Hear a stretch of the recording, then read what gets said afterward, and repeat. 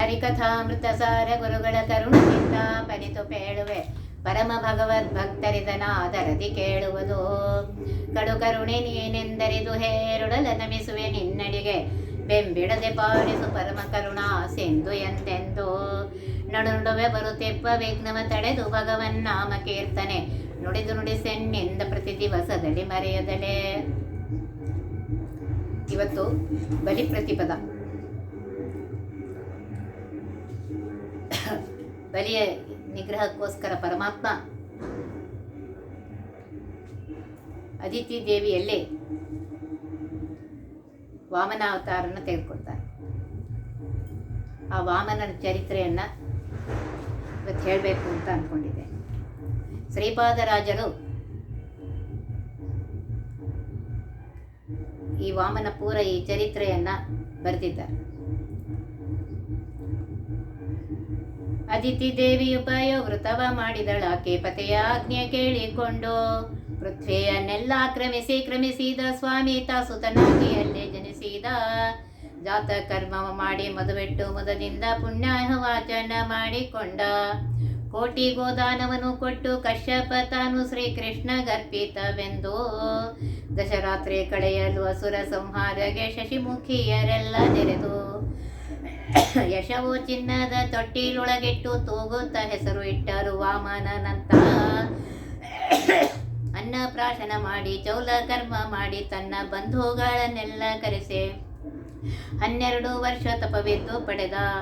ಮೋಹನ್ನಗ ಮುಂಜಿ ಕಟ್ಟಿದ ರೂಪನಯನವನು ವಾಮನಿಗೆ ಕಶ್ಯಪ ಮಾಡಿದ. ಸತಿ ಸರಸ್ವತಿ ಭಾರತೀಯರು ಅತಿ ಭಕ್ತಿಯಿಂದ ಉಂಗುರವ ಭಿಕ್ಷಾವ ನೆಟ್ಟರು. ಮುತ್ತಿನಾರತಿ ಎತ್ತಿದ ಹರುಷದಲ್ಲಿ ದಂಡಕ ಮಂಡಲು ಯಜ್ಞೋಪವೀತವು. ಮುಂಜೆ ಕೃಷ್ಣಾಜಿನ ಧರಿಸಿ ಅಂದಿಗೆ ಕಿರುಗಜ್ಜೆ ಸರಪಳಿಯು ಗಲ್ಲು ಗಲ್ಲು ಎನ್ನುತ್ತಲೇ ಬಂದ. ವಾಮನ ಬಲಿರಾಜನ ಸಭೆಯಲ್ಲೇ ನಾಟ್ಯ ಆಡಿದರು ಉರ್ವಶಿ ರಂಬೆ ಚತುರ್ಮುಖ ಬ್ರಹ್ಮ ಸ್ತೋತ್ರವ ಮಾಡಿ ಬರುತ್ತೀರೇ. ಪರಮ ಪುರುಷನು ಈತನೆಂದು ಧರೆಯೊಳ ಉತ್ತಮ ಸುಂದರ ಪುರುಷ ಬೆರಗಾತು ನಿಂತು ನೋಡಿದರೆ. ಮುತ್ತಿನ ಮಣಿಯ ತಂದಿಟ್ಟನು ಬಲಿರಾಯ ಎತ್ತ ಬನ್ನಿರಿ ಕೊಳ್ಳೆರೆಂದ. ಎತ್ತ ಕಡಲಿಂದ ಬಂದಿರಿ ಏನು ಕಾರಣ ಕೈ ಎತ್ತಿ ಹಸ್ತವ ಮುಗಿದ. ಬಹಳ ದೂರದಿಂದ ಬಂದೆವು ಬಲಿರಾಯ ನಿನ್ನ ಮೂರುತಿ ಕಿರುತಿ ಕೇಳೆ. 3 ಪಾದ ಭೂಮಿ ದಾನವ ಕೊಡು ಎಂದು ಬೇಡಿಕೊಂಡನು ಬ್ರಹ್ಮಚಾರಿ. ಏನು ಬೇಡಿದೆಯೋ ಬಡ ಬ್ರಹ್ಮಚಾರಿ ಕನಕವ ಬೇಡು ನಾ ಕೊಡುವೆ ಎಂತೆಂದ. ಏನು ಬೇಡ ಎನಗೆ 3 ಪಾದದ ಭೂಮಿ ಸಾಕೆನುತ್ತ ಇದ್ದ. ಯಾಚಕ ಇವನೆಲ್ಲ ಯದುಕುಲ ತಿಲಕನು ಮಾತಿಲೆ ಮನವ ಕೊಂಬುವನೋ. ಸೂಚನೆ ಮಾಡಿದರು ಶುಕ್ರಾಚಾರ್ಯರು ಬೋಲು ಜೋಕೆಂದು ಹೇಳಿದರು. ಎಷ್ಟು ಹೇಳಿದರು ಇವ ಬಿಟ್ಟು ಹೋಗುವನೆಲ್ಲ ಸಿಟ್ಟಿಲೆ ಶಾಪಿಸುವ.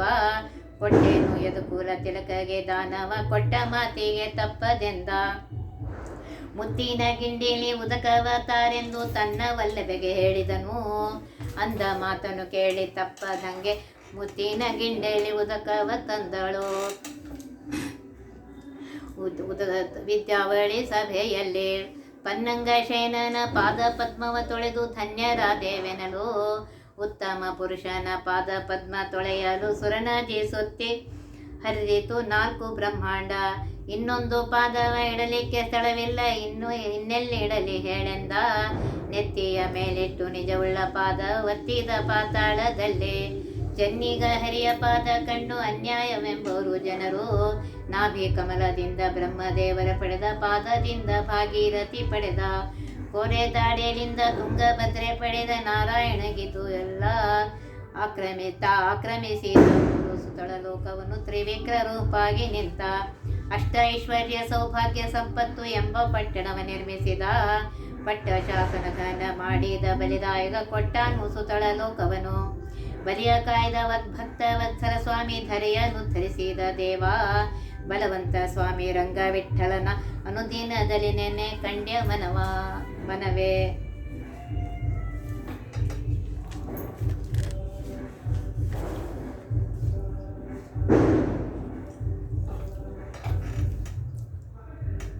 ಅದಿತಿ ದೇವಿ ಮಕ್ಕಳನ್ನು ಪಡೆಯಬೇಕು ಅಂತ ಹೇಳಿ ಪರಮಾತ್ಮನ ಅನುಗ್ರಹವಾಗಬೇಕು ಅಂತ ಹೇಳಿ ಪಯೋವೃತವನ್ನು ಮಾಡ್ತಾಳೆ.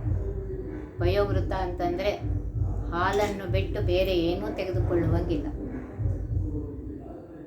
ಈ ರೀತಿಯಾಗಿ ಮಾಡಿದ್ದಾಳೆ. 12 ದಿವಸ ಈ ಪಯೋವೃತ, ಪ್ರತಿಪದಾಯಿಂದ ಹಿಡ್ಕೊಂಡು ದ್ವಾದಶಿವರೆಗೂ.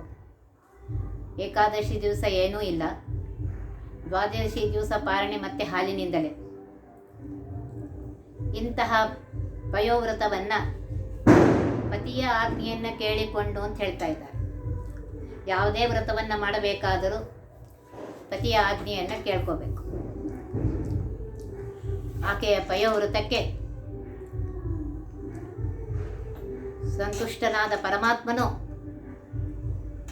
ಇಡೀ ಬ್ರಹ್ಮಾಂಡವನ್ನು ಆಕ್ರಮಿಸಿದಂತಹ ಪರಮಾತ್ಮನು ಅಲ್ಲಿ ಮಗನಾಗಿ ಹುಟ್ಟುತ್ತಾನೆ. ಮಗನಿಗೆ ಜಾತಕರ್ಮ ಮಾಡ್ತಾರೆ, ಮದುವೆ ಇಡ್ತಾರೆ. ಮುದದಿಂದ ಪುಣ್ಯವಾಚನ ಮಾಡಿಕೊಂಡು ಕೋಟಿ ಗೋದಾನವನ್ನು ಕೊಡ್ತಾರೆ ಕಶ್ಯಪರು. ಶ್ರೀಕೃಷ್ಣಾರ್ಪಣಮಸ್ತು ಅಂತ ಹೇಳಿ ಕೋಟಿ ಗೋದಾನವನ್ನು ಕೊಡ್ತಾರೆ.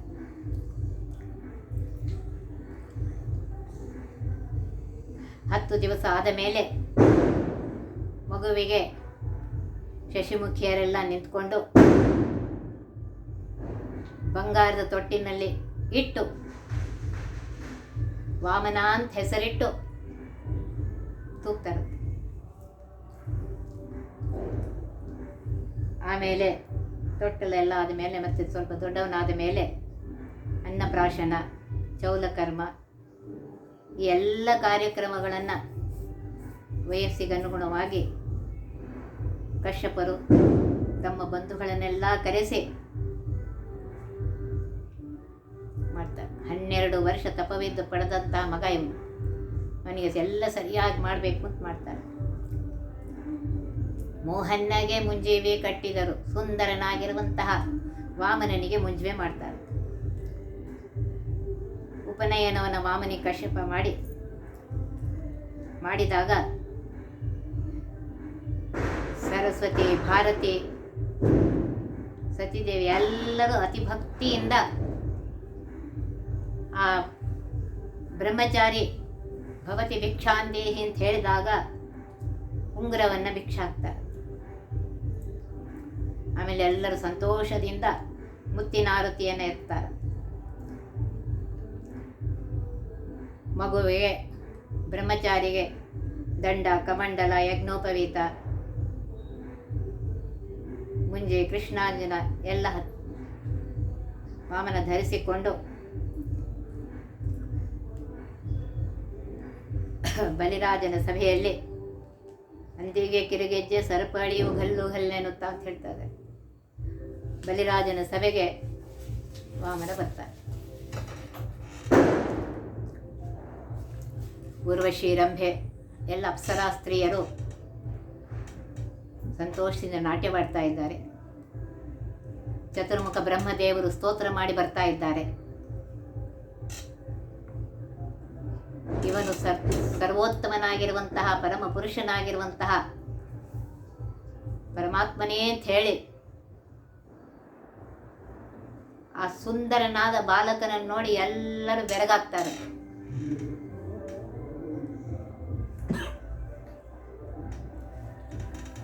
ಬೆರಗಾಗಿ ನಿಂತ ಬಾಲಕನನ್ನೇ ನೋಡ್ತಾ ನಿಂತ್ಬಿಡ್ತಾ ಇರುತ್ತೆ ಸಭೆಯಲ್ಲಿ ಎಲ್ಲರೂ. ಆಗ ಬಲಿರಾಜ ಮುತ್ತಿನ ಮಣೆಯನ್ನು ತಂದಿಡ್ತಾನೆ. ಬಂದು ಎಲ್ಲರೂ ಇತ್ತ ಬರ್ರಿ, ಕೂಡ್ರಿ ಅಂತ ಕರೀತಾನೆ. ಮತ್ತೆ ಕೇಳ್ತಾನಂತೆ, ಯಾವ ಕಡೆಯಿಂದ ಬಂದಿರಿ, ಏನು ಕಾರಣ ಬಂದಿದ್ದೀರಿ ಅಂತ ಹೇಳಿ ಕೈಯನ್ನು ಮುಗಿದು ಕೇಳ್ತಾನೆ. ಆಗ ಹೇಳ್ತಾರಂತೆ, ಬಹಳ ದೂರದಿಂದ ಬಂದಿದ್ದೇವೆ ಬಲಿರಾಯ, ನಿನ್ನ ಕೀರ್ತಿಯನ್ನು ಕೇಳಿ ಬಂದಿದ್ದೇವೆ.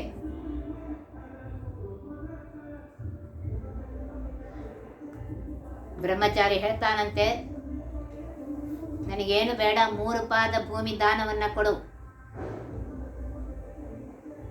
ಅಂತ ಬೇಡ್ತಾನೆ.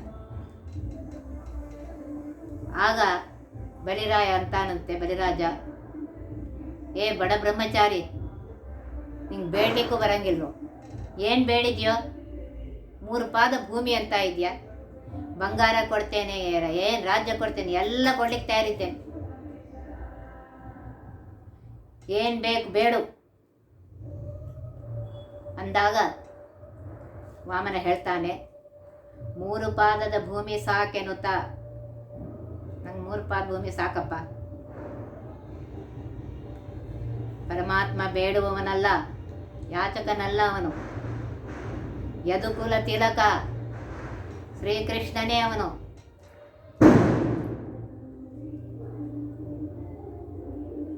ಮಾತಿನಿಂದಲೇ ಎಲ್ಲವನ್ನು ತಗೋತಾನೆ ಅಂತ ಹೇಳಿ ಶುಕ್ರಾಚಾರ್ಯರು, ಗುರುಗಳಾಗಿರುತ್ತೆ ಶುಕ್ರಾಚಾರ್ಯರು, ಬಲಿರಾಜನಿಗೆ ಹೇಳ್ತಾರಂತೆ, ಜೋಪಾನ, ಎಷ್ಟು ಹೇಳಿದರೂ ಇವ ಬಿಟ್ಟು ಹೋಗುವನಲ್ಲ, ಸೆಟ್ಟಿಲೇ ಶಾಪಿಸ್ತಾನೆ. ದಾನ ಕೊಡ್ತೀನಿ ಅಂತ ಹೇಳಿ ದಾನ ಕೊಡದೇ ಇದ್ದರೆ ಶಾಪ ಸಿಕ್ಕತ್ತೆ. ಆಗ ಬಲಿರಾಜ ಹೇಳ್ತಾನೆ, ನಾನು ಮಾತು ಕೊಟ್ಟುಬಿಟ್ಟಿದ್ದೇನೆ, ದಾನ ಕೊಡ್ತೇನೆ ಅಂತ ಹೇಳಿ. ಬಲಿರಾಜ ತನ್ನ ಹೆಂಡತಿಗೆ ಹೇಳ್ತಾನೆ, ಮುತ್ತಿನ ಗಿಂಡಿಯಲ್ಲಿ ನೀರು ತೆಗೆದುಕೊಂಡು ಬಾ ಅಂತ ಹೇಳ್ತಾನೆ. ಅವಳ ಮಾತನ್ನ ಕೇಳಿ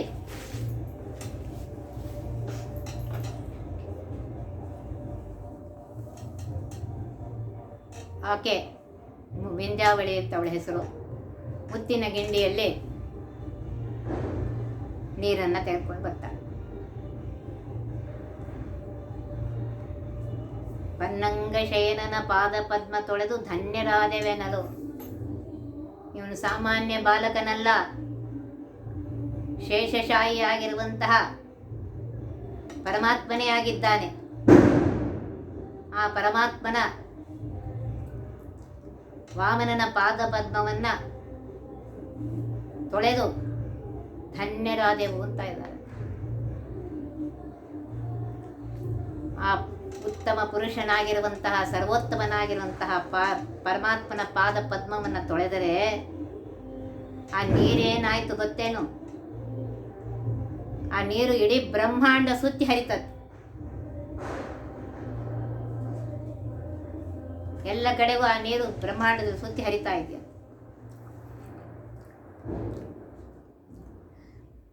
ಇನ್ನೊಂದು ಪಾದ ಎಲ್ಲಿ ಇಡಲಿ? ಇನ್ನೊಂದು ಪಾದ ಇಡಲಿಕ್ಕೆ ಜಾಗ ಇಲ್ಲಲ್ಲ, ಸ್ಥಳವಿಲ್ಲಲ್ಲ, ಎಲ್ಲಿಡಲಿ ಅಂತ ವಾಮನ ಕೇಳ್ತಾನೆ ಬಲಿರಾಜನಿಗೆ. ಬಲಿರಾಜ ಹೇಳ್ತಾನೆ, ಎಲ್ಲ ಕೊಟ್ಬಿಟ್ಟಿದ್ದೀನಿ, ಏನು ಉಳಿದಿಲ್ಲ, ನನ್ನ ತಲೆ ಮೇಲೆ ಕಾಲಿಡಪ್ಪ ಅಂತ ಹೇಳ್ತಾನೆ. ಚೆನ್ನಿಗ ಹರಿಯ ಪಾದವ ಕೊಂಡು ನೆತ್ತಿಯ ಮೇಲಿಟ್ಟು ನಿಜವುಳ್ಳ ಪಾದವ ಒತ್ತಿದ ಪಾತಾಳದಲ್ಲಿ ಪರಮಾತ್ಮ ವಾಮನ ದೇವರು ಅವನ ತಲೆಯ ಮೇಲೆ ಕಾಲಿಟ್ಟು ಪಾತಾಳಕ್ಕೆ ಕಳಿಸ್ತಾರೆ.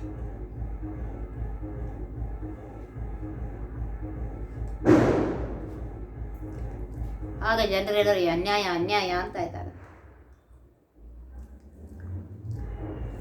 ಪರಮಾತ್ಮ ಎಂಥವನು, ಆ ಪಾದ ಎಂಥದು? ನಾಭಿ ಕಮಲದಿಂದ ಬ್ರಹ್ಮದೇವರ ಪಡೆದ. ನೋಡ್ರಿ, ಪರಮಾತ್ಮ ತನ್ನ ನಾಭಿ ಕಮಲದಿಂದ ಬ್ರಹ್ಮದೇವರನ್ನ ಪಡೆದಿದ್ದಾನೆ, ಪಾದದಿಂದ ಭಾಗೀರಥಿಯನ್ನು ಪಡೆದಿದ್ದಾನೆ, ಕೋರೆ ದಾಡೆಯಲ್ಲಿಂದ ತುಂಗಭದ್ರೆಯನ್ನು ಪಡೆದಿದ್ದಾನೆ. ಇಂತಹ ಪರಮಾತ್ಮನಿಗೆ ಇದೇನು ಬಹಳ ಆಶ್ಚರ್ಯ.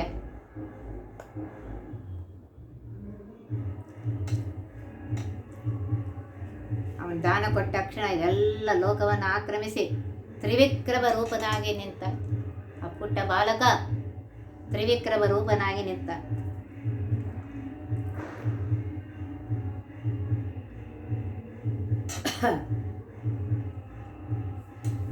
ಅಷ್ಟೈಶ್ವರ್ಯ, ಸೌಭಾಗ್ಯ, ಸಂಪತ್ತು ಎಂಬ ಪಟ್ಟಣವ ನಿರ್ಮಿಸಿದ ಅಂತ ಇದ್ದಾರೆ. ಆಮೇಲೆ ದಾನವನ್ನ ಮಾಡಿದಂತಹ ಸಾಕ್ಷಾತ್ ಪರಮಾತ್ಮನಿಗೆ ದಾನ ಮಾಡಿದ್ದಾನೆ. ಯಾವಾಗಲೂ ದಾನ ಮಾಡುವಾಗ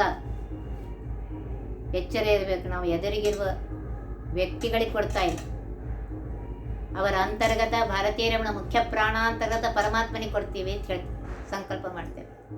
ಇಲ್ಲಂತೂ ಸಾಕ್ಷಾತ್ ಪರಮಾತ್ಮನೇ ಬಂದಿದ್ದಾನೆ. ಅವನ ಬಲಿರಾಯ ಎಷ್ಟು ಪುಣ್ಯ ಮಾಡಿರ್ಬೇಕು.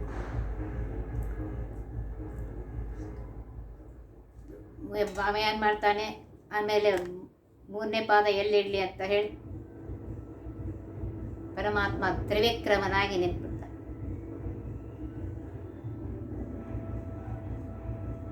ಆಮೇಲೆ ಬಲಿರಾಯನಿಗೆ ಆ 3ನೇ ಪಾದವನ್ನ ಇಟ್ಟು ಅವನಿಗೆ ಸುತಳ ಲೋಕ ಕಳಿಸ್ತಾನೆ.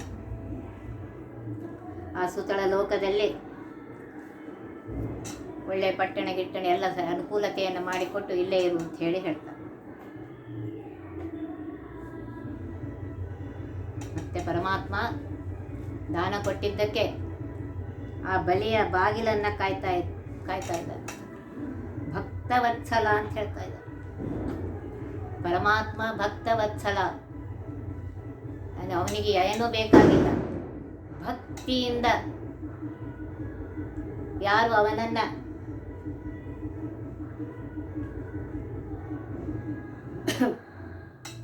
ಪ್ರೀತಿಸ್ತಾರೋ, ಭಕ್ತಿಯಿಂದ ಅವನ ಸೇವೆಯನ್ನು ಮಾಡ್ತಾರೆಯೋ ಅಂಥವರಿಗೆ ಪರಮಾತ್ಮ ಭಕ್ತವತ್ಸಲ ಅಂತ ಪರಮಾತ್ಮ ಅನುಗ್ರಹ ಮಾಡ್ತಾರೆ.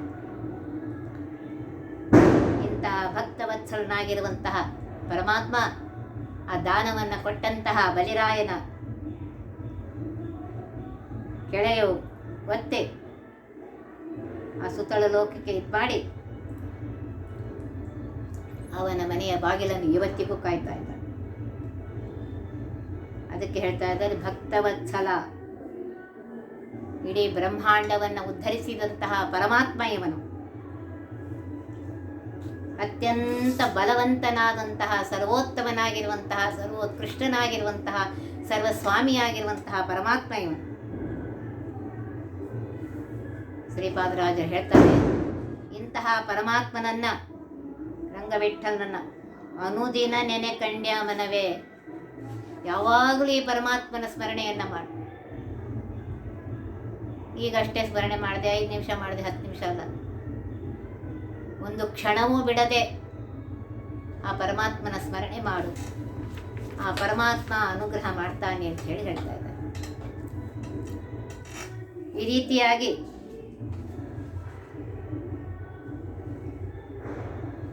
ಅದಿತಿ ದೇವಿ ಪರ್ಯವೃತ್ತವನ್ನು ಮಾಡಿ ಆ ಪರಮಾತ್ಮನ ಪಡೆದುಕೊಂಡಳು ಅಂತ ಅನ್ನೋದನ್ನು ಹಾಡಿನಲ್ಲಿ, ಭಾಗವತದಲ್ಲಿ ಬಂದಿರುವಂತಹ ಕಥೆಯನ್ನು ಇಲ್ಲಿ ನಮಗೆ ಹಾಡಿನಲ್ಲಿ ಹೇಳಿ, ಸಂಕ್ಷಿಪ್ತವಾಗಿ ಹೇಳಿ ನಮಗೆ ಆ ಪರಮಾತ್ಮನ ಮಹಿಮೆಯನ್ನು ಹೇಳ್ತಾ ಇದ್ದಾರೆ. ಆದ್ದರಿಂದ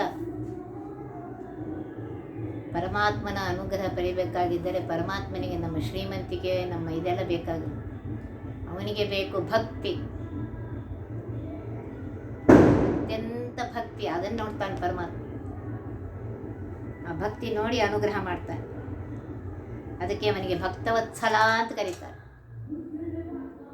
ಅಂತಹ ಭಕ್ತವತ್ಸಲನಾಗಿರುವಂತಹ ಸ್ವಾಮಿ, ಇಡೀ ಭೂಮಿಯನ್ನು ಉದ್ಧಾರ ಮಾಡಿದಂತಹ ಸ್ವಾಮಿ,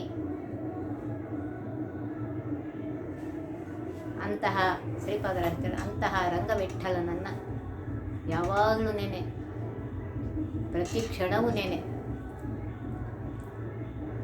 ಒಂದು ಕಡೆ ಪುರತಾಸರು ಪ್ರತಿ ಕ್ಷಣಕ್ಕೆ ನೆನೆ ಹರಿಯ, ಪ್ರತಿ ಕ್ಷಣಕ್ಕೆ ನೆನೆ ಲವಕ್ಕೆ ತ್ರುಟಿಗೆ ನೆನೆ, ಇರುಳು ಹಗಲು ನೆನೆ ಹರಿಯ ಮನವೇ, ಪ್ರತಿ ಕ್ಷಣಕ್ಕೆ ನೆನೆ ಹರಿಯ. ಇವತ್ತೊಂದು ದಿವಸ ನೆನೆ, ಈಗ ಒಂದು 5 ನಿಮಿಷ ನೆನೆಲ್ಲ. ಪ್ರತಿ ಕ್ಷಣದ ಸಣ್ಣ ಭಾಗವಾಗಿರ್ತದೆ. ಲವ ತ್ರುಟಿಯಲ್ಲೂ ಆ ಪರಮಾತ್ಮನ ನೆನೆಸು. ಮಾನವ ಜನ್ಮ ಬಂದಿದೆ, 84 ಲಕ್ಷ ಯೋನಿ ದಾಟಿ ಬಂದೆ. ಅದು ತಾನಲ್ಲ, ಅದು ತನ್ನದಲ್ಲ, ಮುಂದೆ ಬರೋದಲ್ಲ, ಅದು ಸ್ಥಿರವಲ್ಲ ಅಂತ ಹೇಳಿದ್ದಾರೆ. 84 ಲಕ್ಷ ಯೋನಿಗಳಾದ ಮೇಲೆ ಈ ಮನುಷ್ಯ ಜನ್ಮ ಬರುತ್ತೆ. ಅಂತಹ ಮನುಷ್ಯ ಜನ್ಮ ಬಂದಾಗ ಅದನ್ನು ಸರಿಯಾಗಿ ಉಪಯೋಗಿಸ್ಕೊ, ಉದ್ಧಾರ ಮಾಡ್ಕೊ, ಪರಮಾತ್ಮನ ಅನುಗ್ರಹ ಪಡೆಯುವಂತೆ ಮಾಡು ಅಂತೇಳಿ ಹೇಳಿದ್ದಾರೆ. ಅದರಿಂದ ಇವತ್ತು ನೋಡ್ರಿ, ಅದಿತಿ ದೇವಿ ವಯೋವೃತವನ್ನು ಮಾಡಿ ಸಾಕ್ಷಾತ್ ಪರಮಾತ್ಮನನ್ನೇ ಪಡೆದಿದ್ದಾರೆ. ಆ ಪರಮಾತ್ಮ ಭೂಮಿಯಲ್ಲಿರುವ ಎಲ್ಲರನ್ನು ಉದ್ಧಾರ ಮಾಡುವುದಕ್ಕೋಸ್ಕರ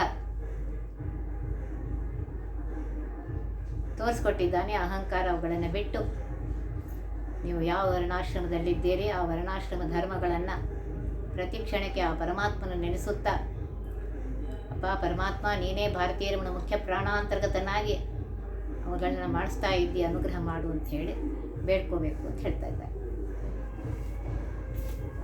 ಹೇಳಿ ಮುಗಿಸ್ತೇನೆ.